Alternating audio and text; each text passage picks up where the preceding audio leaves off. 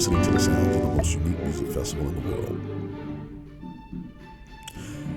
Located 4.5 hours drive north of Sao Paulo, Brazil, welcome to the music festival known as Ilumina. Ilumina was the idea of the world's best viola player, Miss Jennifer Stum. In her travels as a featured soloist all over the world, she kept finding talent in some of the most unexpected places, specifically Latin America. So 9 years ago, she started a festival to take these musicians who had not been exposed to European conservatories and to start teaching them and imparting wisdom to help create and further classical musical careers. Needless to say, she's been extremely successful. Many of the graduates of the annual program go on to audition and be accepted in some of the world's most exclusive music conservatories. When one thinks of Latin America, most people do not think of classical music. These musicians are unique. Many of them are self-taught, or they were taught in a large social system network, or they may have heard an orchestra one time and figured out a way to receive instruction. Some of these stories include overcoming very arduous backgrounds and finding a way to teach themselves the basics and allow their passion to take them to the next level. From selling candies on the street of Rio de Janeiro to picking up a violin and playing the most complex classical music pieces, the stories that you will hear are both awe-inspiring, unifying, but most importantly, it allows you to think about the talent that is all around us. And all it takes is the initiative and the dedication to help develop it. But I'm not going to say too much more. I'm going to let the people who put together this program and who have benefited from the learning in this program speak for themselves. And without further ado, let's talk to Miss Stum.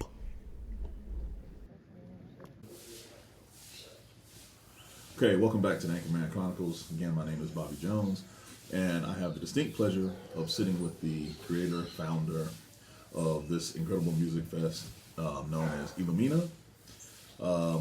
I will let her introduce herself, how we know each other, but more importantly, help her talk about the overall reason this exists and how we can help. So without further ado, I will turn it over to Miss Jennifer Stum. Good morning. Good morning.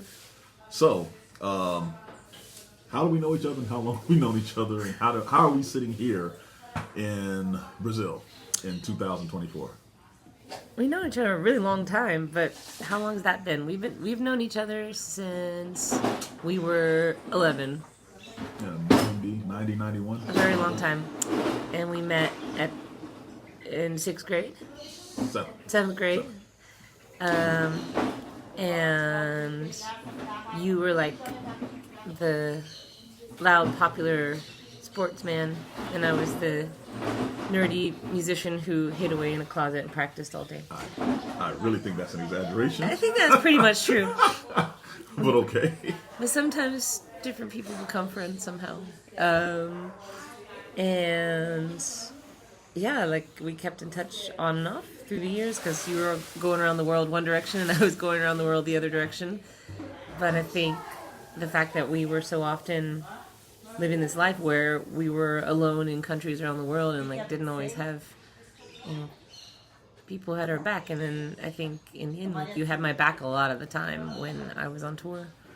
And so yeah, and somehow you ended up here. No, I invited you here because I knew that in this ecosystem that we're building here, you would be an amazing part. So I wanted you to be here and be a part of it. No, it's been my absolute pleasure to be here. So what here is, I keep calling it the most unique music festival in the world, and that's not an exaggeration.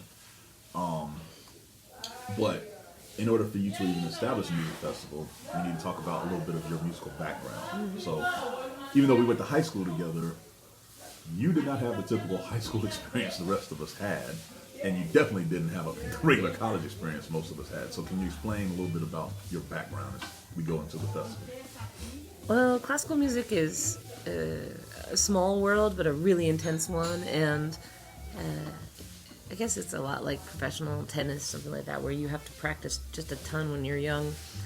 And so high school for me was, we were going to this big school in Atlanta, but all I really wanted to do was play the viola, so I did that as much as I could, and had this big ambition to become a professional musician. And so I did my best to kind of do everything while we were at Westminster, our school, and it was tough. It was tough to find my identity at that time because I didn't know that many people who wanted to be like me or to do what I did, and so that was kind of a solitary pursuit, but somehow it worked out.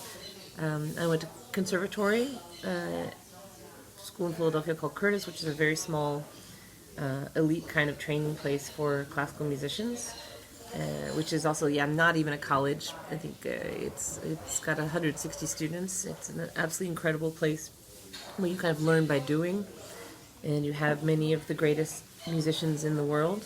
They're mentoring you, teaching you, and that's always been the tradition of what we do, which is there's a lot of one-to-one interaction in music, and that's how we pass on information. That's been that way for hundreds of years, like since Mozart's time.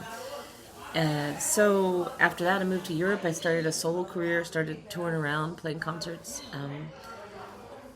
I've been unbelievably lucky in my life to get to do all these things and to know so many diverse, really interesting people around the world. And so I guess that's like how my career as a musician started. Can I say something? You're not going to say it. You are considered the world's best viola player. I will say it. And Curtis is one of the most elite music schools on the planet. So for those who are watching, yes, she went to a conservatory, but the eliteness of the conservatory is significant and hard to get into, which it blows my mind to actually know somebody that has gone this path in life, as well as you. So I'm sorry, continue. I just want to make sure that was noted. Yeah, but I always had these other interests, like I was really, because that's where I do feel lucky that I actually went to high school. Like it's pretty kind of unusual in my universe. Like many of my colleagues, they kind of were homeschooled, or they went to these kind of prep music academies, so they didn't go to school with people different from them. And I was always really interested in the world, and especially in the way that societies interact, and wanted to know more and understand more about why things happen the way they do, understand systems and patterns and people. And I studied politics a little bit on the side while I was going to Curtis, and so there was this other side of me that was like super interested in trying to understand things, and also understand, I guess, why certain people in the world don't get a fair shot. And so I think it's that combination of these sides of me where when I had the chance to build something, and this kind of entrepreneurial side of me, I kind of like the startup thing. And so in that way, Ilumina, I would say, is not really a music festival. On the surface, the orange peel of Ilumina is a music festival, and everything inside is so much more than that, and built on this idea that humans need to interact to understand each other. So, all that being said, why Brazil? When you think classical music, the first thing you do not think of is Brazil.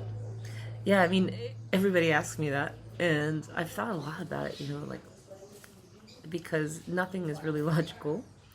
I'm not Brazilian, and when I started this, I didn't speak Portuguese. I do now.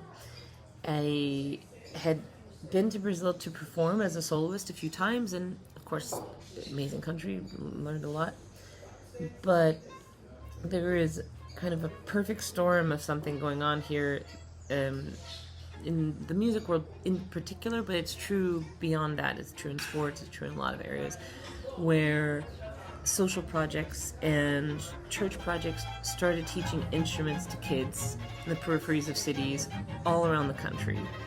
And every time I'd come here, I would be asked to give like a class or to go out and meet some people and play for kids. And then I started meeting talent I could not explain based on my own kind of, elite classical music background, like where we expect that people train a certain way. You've got to do it this way, and you need to go there, and then you go to the next place, and you win this competition, and you audition for that orchestra, and then career. And here, I was meeting people who started playing in their late teens, and then 3 years later had the level to go to a top-tier conservatory. And I would ask them, who's your teacher? And they'd say, I don't really have one. And I literally blew me out of the water. My first impressions here was exactly that. I'm like, how in the world are you here? And you just started 5-6 years ago and did not have a classical professor or a teacher directing you every step of the way. I don't know how. It's a miracle. And so that is really what drove me. Like, that's why I thought, whoa, like this is something really, really special. And I think that the initial decision to start a project here was actually really practical, because you could finance a project, a startup kind of project, where you pay to take one talented person and send them to a top tier festival in the States or in Europe every year. But that's expensive, and it doesn't actually benefit very many people. And so I had this idea, and just to rewind, like I had done a lot of work over the years kind of curating experiences. Like I was an artist in residence at the BBC for a few years, where it would always be me who would like put together programs of music, who would have concepts for little festivals, or be the one talking on the radio about stuff. And that was just something I really enjoyed doing. And so I had notebooks and notebooks full of ideas for, like, if I could make my own thing, what would that look like? And so there was this moment where the universe kind of dropped it in my lap, where I was at a dinner in Sao Paulo. I'd played a concert in the big concert hall there, and I was at this sponsors dinner with people who were privileged, and I said, do you guys know what's going on here? Like, this is crazy. And they said, well, of course in Brazil there's loads of talent. I was like, like this is like something else. Like, do you realize that if I just, could help,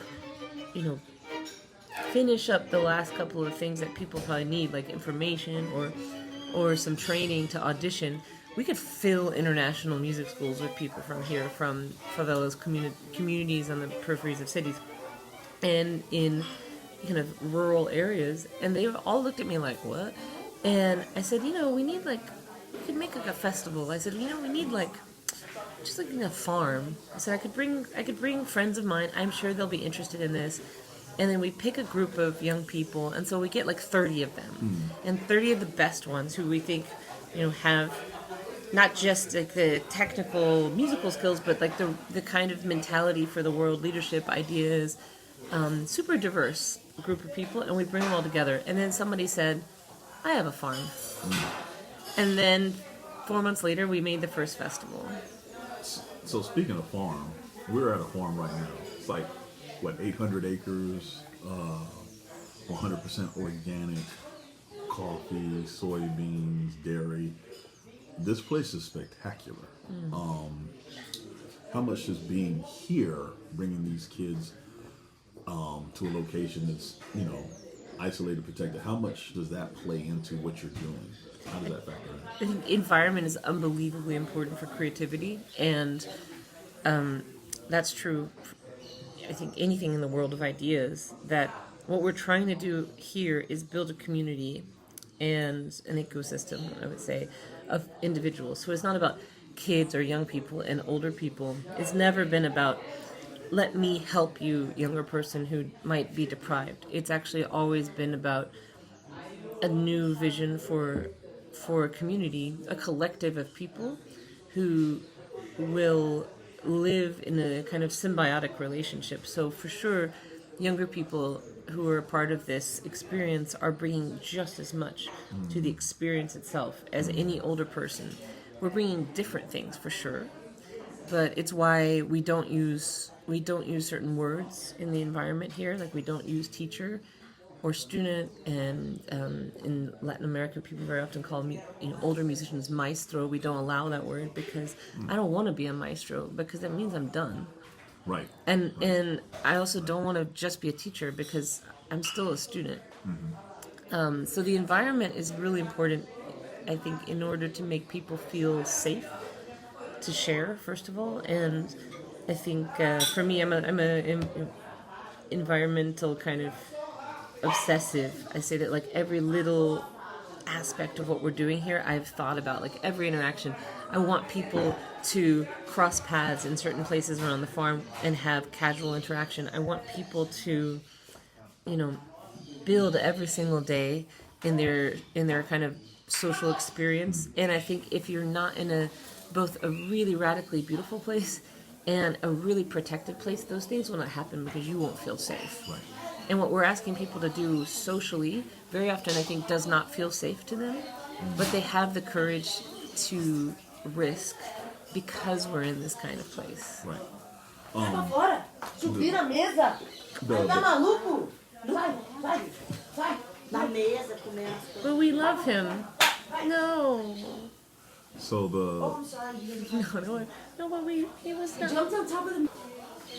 So the concerts that you guys do, of course, Sao Paulo, largest concert hall in Latin America. That's this weekend. But the concerts you've done here in the local farming community, to me, witnessing that was very touching. Spreading this gift that you guys have with the local people that work very hard, and some of these kids come from environments just like that, I think is unbelievable. It can motivate another musician, another creative. Can you please tell me or explain to me, when we think of Latin America and the talent base, and people saying they're surprised, could you just go into what you've seen over the course of having this this festival, how you found these kids and then how they've gone on, because I want people to understand that there's been many successes from this. So we have a YouTube audition every year, and Ilumina grew extremely fast. This is the 9th year we've done it, but because I would say of the early success of some of our younger people started hearing about that. They knew that these successes had happened to their friends. So we never really marketed Ilumina. We have, thriving digital community of younger people all around Latin America now. My goal was that in 10 years, maybe 100 people would I don't know, audition somewhere, because of course to forward, I mean, it's so difficult. It's kind of like saying, okay, we're gonna take a group of people who come from pretty complicated backgrounds and say in 10 years they're gonna go to Harvard Business School. Yes. And then the amount of consideration for how many barriers exist between that person and that destination, regardless of how talented they are. Like, there's a ton of intervention that needs to happen on the part of the person, right, and then on the part of institutions trying to support that person. And so at this point we have about 160 studying at top 10 conservatories around the world. Wow.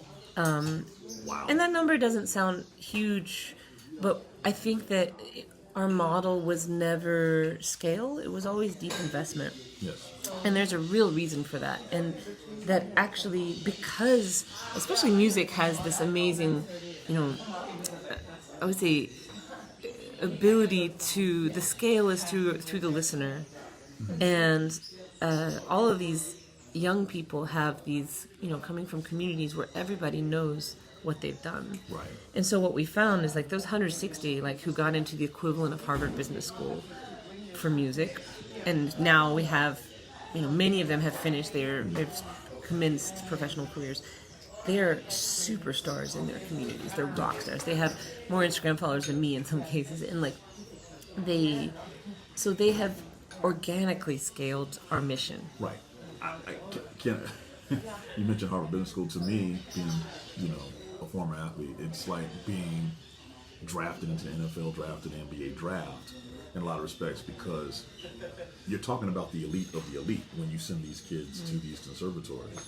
But the fact that you had to find them, right, and you found them in areas that people don't typically scout for talent. That's what's blowing my mind. But I want to anchor on one point: the barriers, right? So talking to these kids, I got to sit down with every last one of them, and they are fantastic. But financial barriers, these conservatories, universities, even in the United States, application fees, something as simple as paying the application. It's actually we call them rocks in the river. So everybody loves the idea of development, like a talented person's just going to get where they deserve to be. But there are these systemic rocks in the river, and what we need very often is like small practical solutions. So you got huge NGOs spending millions and millions of dollars to create an entire concept, huge office full of people, everybody with great intentions, when actually what all you needed to do for a group of people with talent to study and to access higher education as a starting point is remove the application fee, because when you consider currency differences, yes, and so I've done tons. I love data. Like I do deep dives in that, and I think at this point we really understand a lot about why people with equal talent are not getting equal opportunity, and that's very much based on barriers in the systems that people in the Northern Hemisphere have built. The panic when I talk about finances with these kids, it's evident. The other thing that blows my mind in this age of modern technology is many of the conservatories insist when they get an audition they have to go in person, and I understand part of that, but we're talking about significant investments, thousands of dollars to leave Sao Paulo or Brasilia or Rio to go to Berlin or Johannesburg, yes. or Mumbai, right. or many places. And I think of course I teach at one of those conservatories in Vienna. I am on the other side of that table now, but I think the pandemic was helpful in that fact that I think a lot of conservatories have been rethinking that. But for me, it's fine to have live audition. You must then be responsible and say that actually if you pass a screening round and you can't afford to be here, and it's not different from a kid from LA who wants to go to a great school in New York. So social equity, I don't look at this as though it's dramatically particular to Brazil, or that in the Ilumina that the situation is dramatically particular to music. Music is my jam, it's my thing. But actually, this project is so much more a people project than it is a music project. And the music, we use the music, right, as the mirror of what we're trying to do. And what we're trying to do is change the way that people interact with each other. We're trying to reconnect people through radical community. And we're trying to prove actually that when you include people, you actually enable greatness. And it's not the project's greatness, the result, the friction between people. And that's the side of the concerts in Sao Paulo that from the very beginning I felt really strongly that the only way that this will work is if the concerts aren't just nice, right? Oh, how nice! Right. People say that, they think, oh, how nice you're playing. You're doing this like they're nice. Doing you a favor. You're doing this to nice thing for these people, and the renegade in me wants to burn it to the ground. And so we bring our flamethrowers to the concert hall. And we do stuff nobody has ever seen before. We do it better. The audience over the years has grown a lot. So no, actually, this year we are filling that biggest concert hall in Sao Paulo every night this weekend, and we filled every single seat. The seats are gone in 24 hours. Every ticket was gone.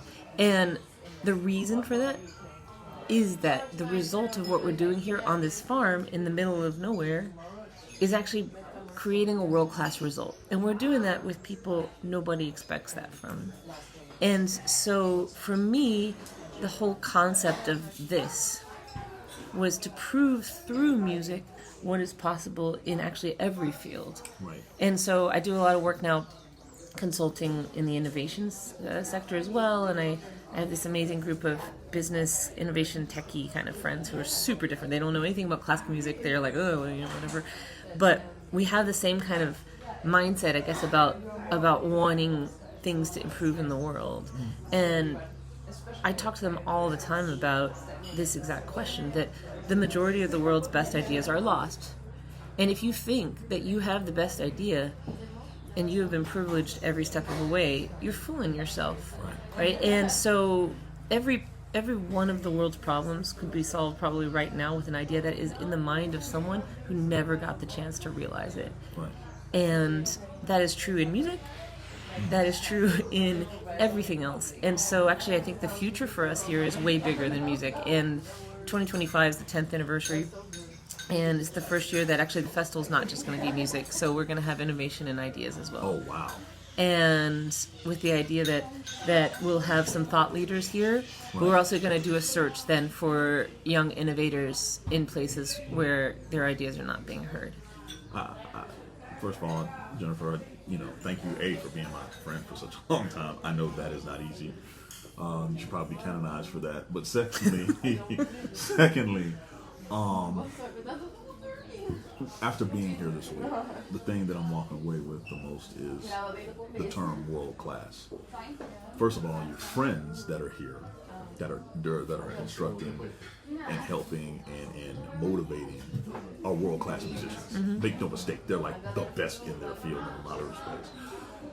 And they're doing this for kids who have the potential to do that as well. But they're not just doing that. I think that's the really important point. Right. Because I think everybody kind of hears about Ilumina and thinks, oh, it's nice, you're bringing privileged people to help kids. That is not what we're doing. No. And so I actually, agree with that. I think tonight you're going to hear the first of the big concerts in Sao Paulo. Yeah. And that's when, actually, that's the knock you down moment, because you're going to see all these people on the stage who've just been around a farm and super insecure kids, asking questions of us, and like we're, rehearsing and doing stuff. And then on the stage, you suddenly see what happens. It comes together in the sense that we have a world-class concert, and all the artists of the festival are part of that. And so the other thing we say is every single person who comes to this festival, so all 40 musicians, doesn't matter if you're 18 or if you're 60, you're an artist of the festival. Right. And that kind of leads into that second part of world class. When you say world class, being elite to be top flight is not a sectional or regional thing. When I say world class, that doesn't mean European class or Western class or Eastern class. It's world class. Yeah. The standard is the best no matter where you want to So we have world-class talent, and I think that that world-class talent can exist. Actually, you could be a world-class talent and you just started. Bingo.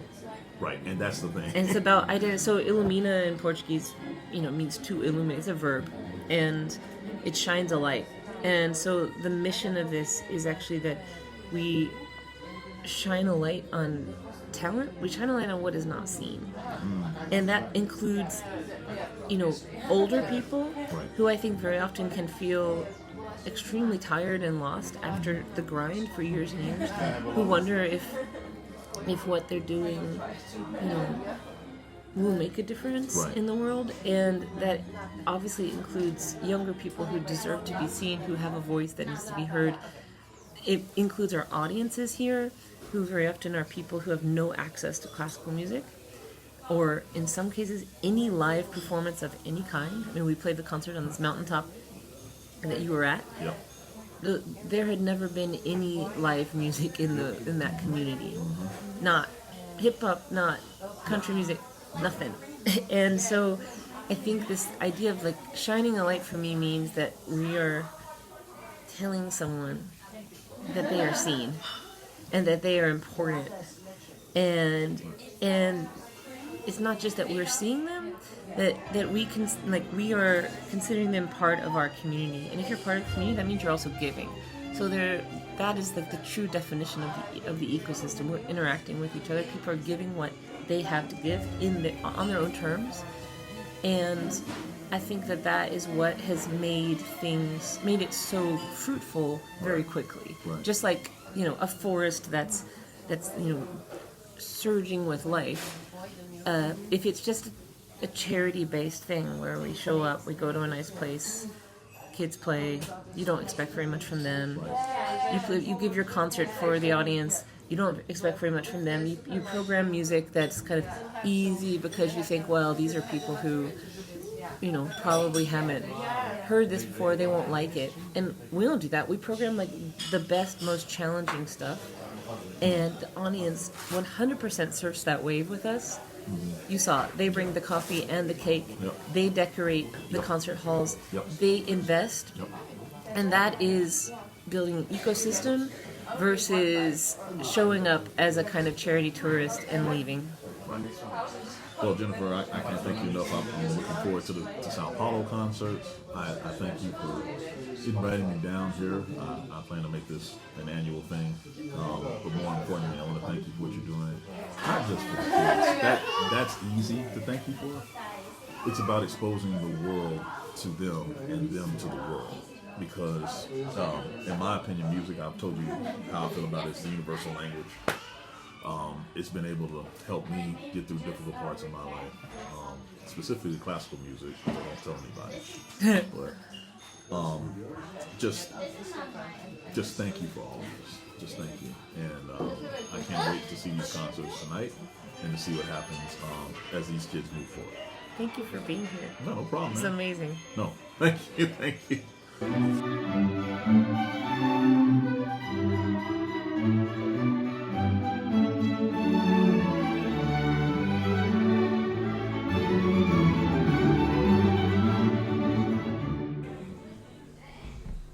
Hello, and welcome to the first episode of the Anchorman Chronicles.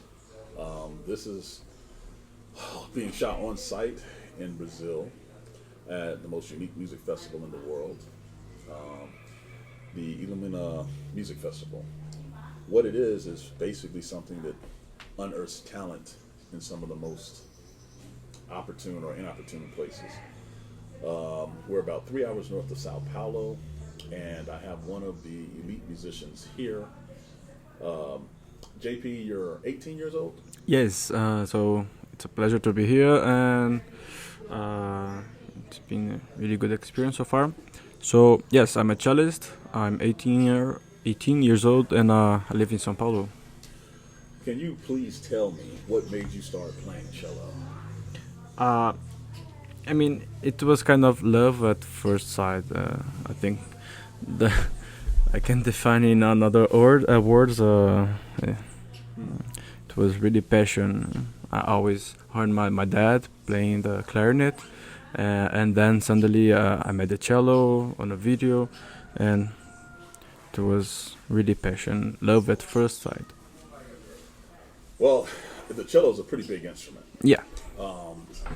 And for those who don't know anything about classical music, it requires a high level of technical expertise to manipulate the instrument. When you started playing, who were your first teachers? How did you go about learning the basics of playing such a complicated instrument? Well, when I started, I had a cello that was almost the same height of me. So it was when I had it in my bag. From the back, it looks like the cello with some legs. But I mean, it was not so difficult. I mean, as a child, is it much easier to learn an instrument and to understand some technical things. So I mean, the thing is that he took care to always teach me to be relaxed and to not tension. So I mean, I was getting to this way. So about that, you currently play where right now? Where are you currently playing? Okay, so now I'm a scholarship holder of an institute in São Paulo that supports young musicians, cultura artística, They have a program of scholarships that help us to learn another language, as German, French, even English, and they help with the cost of the lessons and also trips. So, I mean, we have some recitals and everything in São Paulo, but I do not play in an orchestra right now. I used to play in the youth orchestra of São Paulo, and that was last year. So, let me ask you this question. You mentioned taking trips, right? What do you have to take trips for? Can you even describe the life of someone trying to aspire to be a professional classical musician? Okay, so I think the thing is that here in Brazil, we are a pretty new country. I mean, so most of the expertises of the music was born in Europe. So the European style, European teachers, professors. I mean, it's more natural maybe, and in opportunities they have so much more orchestras and etc. So I think it's a cultural thing. Here we have the folk Brazilian music, and that's one thing. So for classical music, I mean, we find the best opportunities, at least for us young musicians in Europe.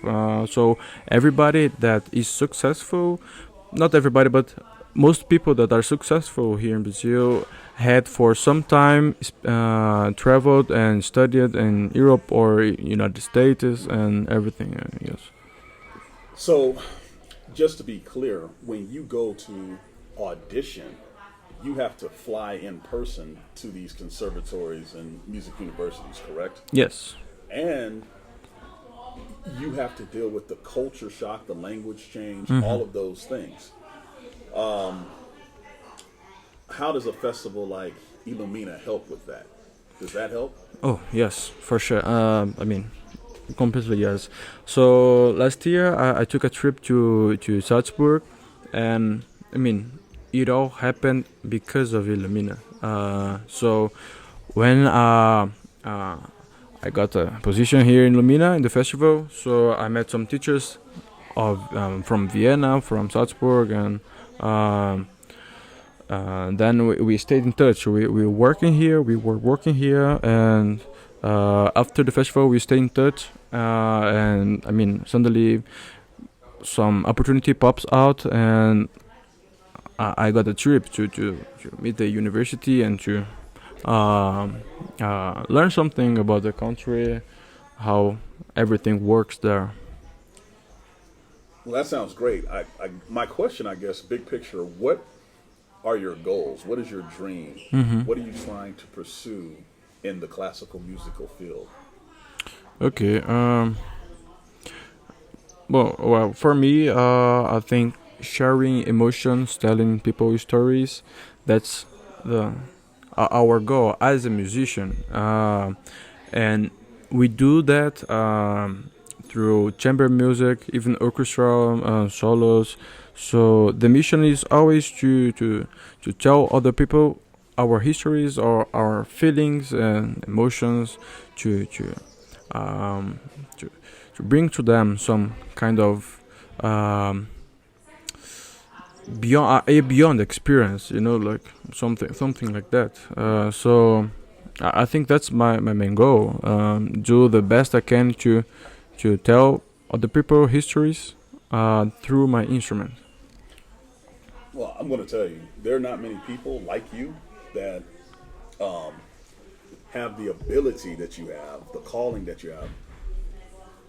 What is it like to be in an environment where there are so many other artists and musicians at such a young age? I mean, you're 18, we got 19-year-olds here into their early 20s, and it's very rare to find people this dedicated to the music. Does that help you in any way? What do you learn from one another? Well, I was just thinking about this yesterday when I was going to the concert, so the second concert of Ilumina with Pedro.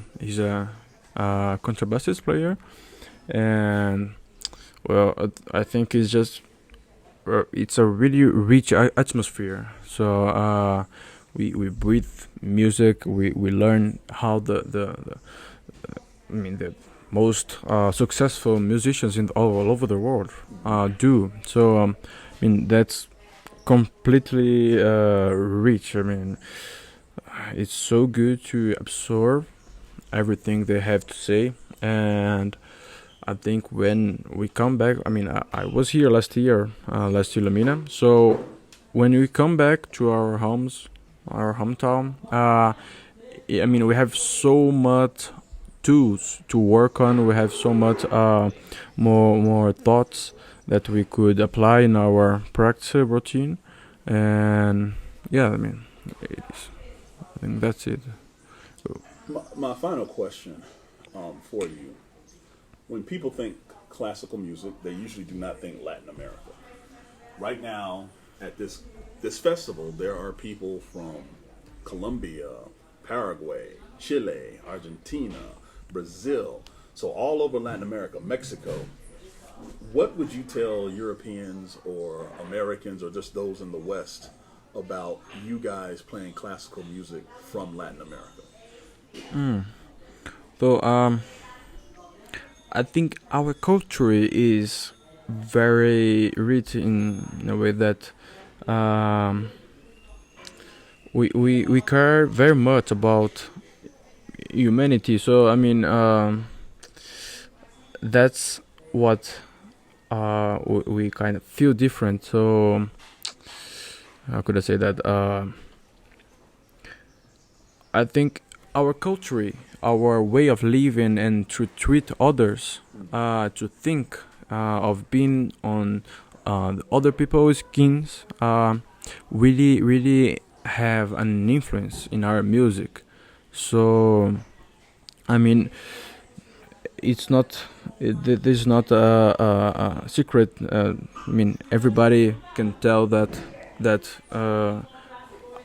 Usually, us from from Latin America, we are usually seen as not really good musician artists. So I think this is also a culture to for us. So every time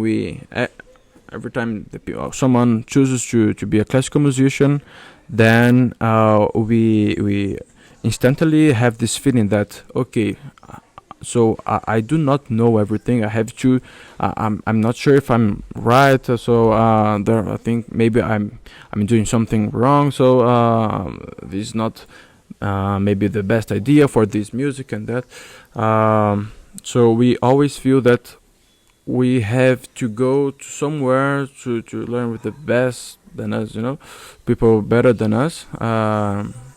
So it's like a insecure feeling that it's kind of into us. I mean, just for that. I mean, we can't. We don't have that culture of classical music here. It's not well seen. So the big television media and everything else do not show the classical music as something big as it is. So I think that's because of I'm not sure. I mean, I think we'd go to another subject talking about that. But Right. So, follow up to the final question. You're willing to leave home. Yes. Sao Paulo. A lot of people come to Sao Paulo for vacation because it's so beautiful. It's gorgeous here. But you're willing to leave, to go abroad to study. And you understand that you're going to have to deal with cultural changes, language barriers, people's stereotypes that Latino Americans cannot necessarily play classical music. You have to deal with all of that. Let me ask you this question before you even get really started. Do you think it's worth it? Yes, I think. I think so because, I mean, if we are willing to go somewhere that maybe will not be well treated, and I mean, to learn something, to learn to be better. I think we kind of stay, we elevate our skills, not only in the musical technical things, but also as a human. So we kind of see how much is important to be sympathetic and to have empathy with others. So I think it really a big transformer experience. I mean, I think it's worth it. Hello, and welcome back to the world's most unique and special music festival. Again, this is Bobby Jones with Anchorman Chronicles, and I'm here with one of the talented young musicians who has quite the story. When I say young, extremely young. She's come a long way to participate in this festival, and she is possibly one of the most naturally talented people I've ever seen play an instrument.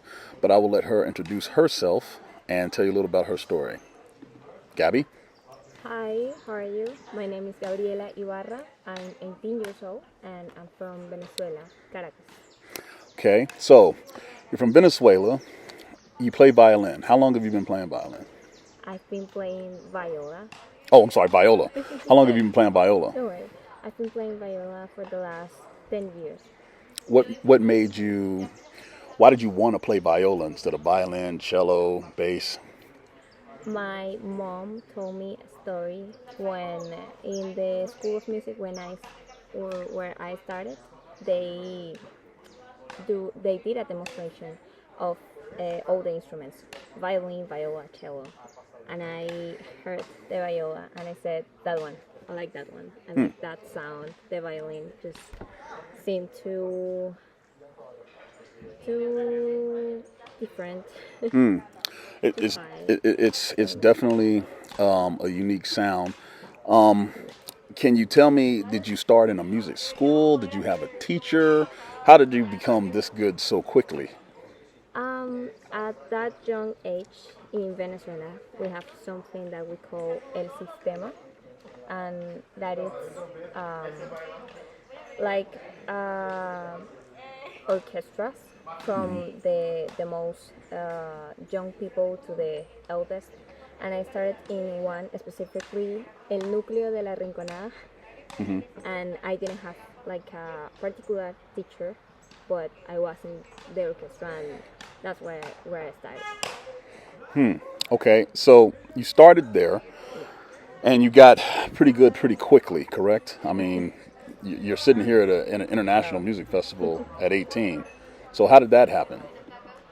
At age of 12, I had the luck and the blessing, I would say, of going to the Mozarteum Caracas School of Music, and that's when all started. I started classes with the teacher there, and after a couple of years, I found out about Equal Music, a program that actually Ilumina did, and they matched me with my current teacher. His name is Sergio Muñoz Leiva. He's fantastic. I'm just so grateful for him.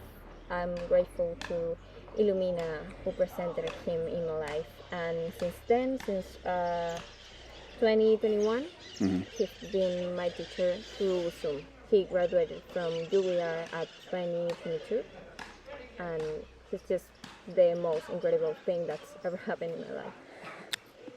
Wow, so life is about timing, so the right place at the right time. How did you hear about Ilumina? I mean, you just mentioned it, but let me rephrase that. How did you feel applying and attending Ilumina? Wow. Like, what do you think of all of this? Why do I think? I think Ilumina is just an incredible place to be. I feel like I'm blessed for God. I am so grateful for the teachers, for the students even. It's just so easy to play and to do music in this amazing environment when you can feel that everyone is loving music so much. Everyone's just so passionate about it, and you just feel at home every time. Exactly. So let me ask you this next logical question.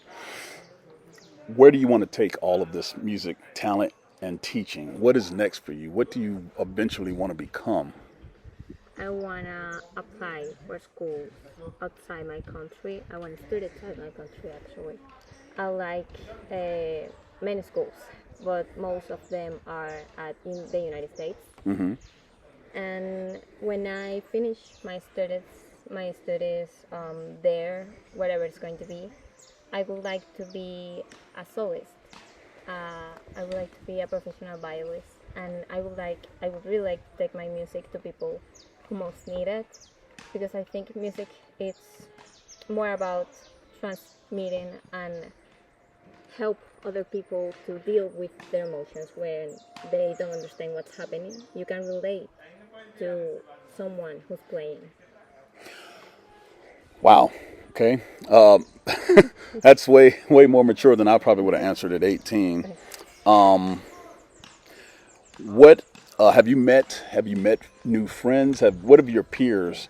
What have your musical students like you? What have they helped you? How have they helped you? How have the professional artists that have come in from all over the world? How have they helped you since you've been here? I mean, I don't want to exaggerate anything, but that's just how I feel. I feel that they are already my family. At day 3, we were so confident and so comfortable with each other that we call ourselves brother and sister. It's just, at first I was so scared that it was going to be, I felt intimidated because I thought, I mean, we are so much people with so much different cultures, so different ideas, but when we play, when we are practicing, when we share what we think about the music we're playing, it's like it's not even different in the language even. There are people here who don't speak English or just understand but they don't speak. They speak in Portuguese, and we've managed to understand each other, which for me it's an awesome thing. I think that's what's really unique. Music is truly the universal language. One of the things I know you guys have talked about, dealing with the fear, to train abroad, to Europe, to the United States, that means leaving your country, your native culture, and going into new environments. How has being here helped you deal with that? I know y'all have had these discussions.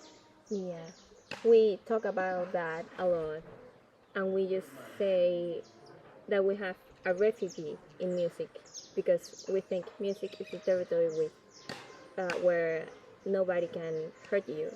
You just have to kind of hide there, and this environment has helped me because I've known so much people in this couple of days that it doesn't scare me anymore to be outside my comfort zone and to meet awesome people that I think that I'll do in the future. Wow. So let me ask you this question. What is your family back home in Caracas, in Venezuela? What have they thought about you pursuing this path in life? They are really supportive. The most important person for me in the world is my mom, and she's always been so supportive, so confident about my talent. She just said that earlier I was talking to her, and she said, if that's what you want, that's your goal, I support you, and I always will. I just want you to be happy. And I think many musicians don't have that kind of support, but I would say if you don't have it, you have to believe in yourself. I mean, it doesn't matter how hard could it be. If you don't believe in yourself, nobody will. And finally, because this has been so great, and I thank you for taking the time to sit down. Finally, you come from a Latin American country, and most people don't think of classical music when they think of Venezuela. They think of great music, it's just not classical music. What would you like to tell the rest of the world about Latin America and classical music? Because I'm sitting here looking at 30 unbelievable classically trained artists, but most people have never known that this exists in this hemisphere. What do you have to say about that? Yeah, because it's not so common to hear about great Latin American musicians, or specifically, there are some Venezuelan musicians, like Gustavo Dudamel is the famous one, but there's so much talent out there, and I think music is great in every way that is presented. You just have to be aware of that and give the other countries outside of Europe or the United States an opportunity to hear that. For example, Venezuela, we have Joropo, which I think is really great if you give it an opportunity. Well, Gabby, I want to say, first of all, thank you for taking the time. Good luck, because I know you got some auditions coming up. I personally can't wait for you to come to the States. I got a bunch of friends that are in the areas that you're applying, and I think you'll be seeing a lot of them soon. But what you and the rest of these musicians and artists represent is pretty remarkable. This is a big deal, and I think the rest of the world, once they start hearing about this festival, will be very intrigued by what you guys are doing. So I thank you for taking the time, and good luck in the future. Thank you.